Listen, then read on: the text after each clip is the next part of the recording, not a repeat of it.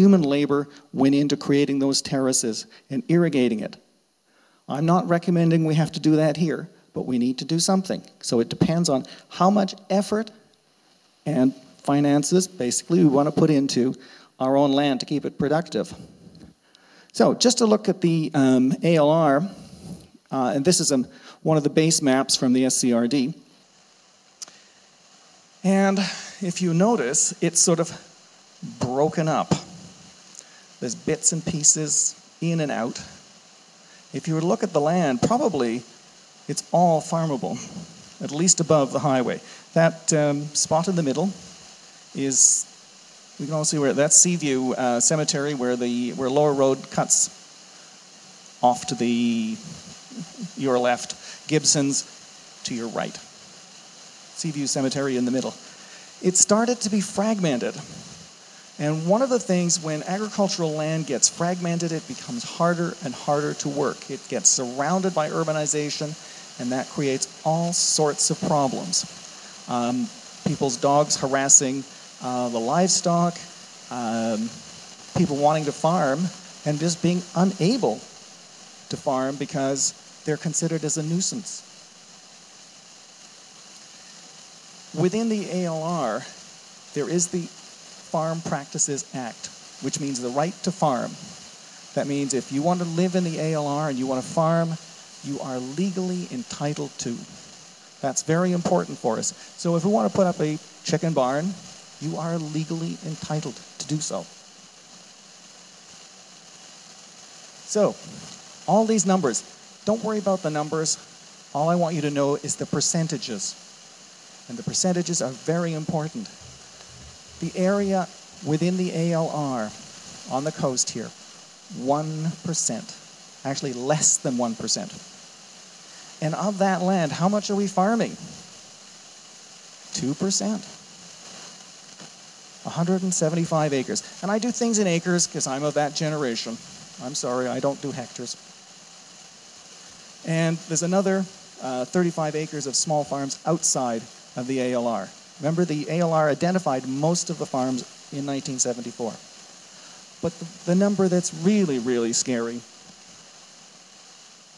less than 0.03% of the coastal land is farmed. Tiny, tiny fraction. So we've got some serious issues if we want to have our own food. So I guess why is it so important? Why do we import so much? One basic reason. We have a lack of farms, lack of working farms. Now, in that previous slide, we were talking about status farms, those farms that are listed through the provincial government, through the BC Assessment Authority as working farms. And those are the only ones that are occurring on the map, on the SCRD map. People might have small farms going on elsewhere, but they're not coming in on that map. But we do have a lack of farms on the coast.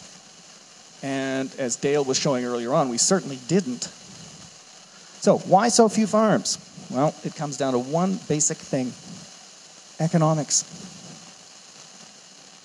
And the value of the ALR land is a little lower than residential property, and that's due to restrictions on what you can do with it, and it's not divisible. You can't chop it up continuously. The ALR will not allow that.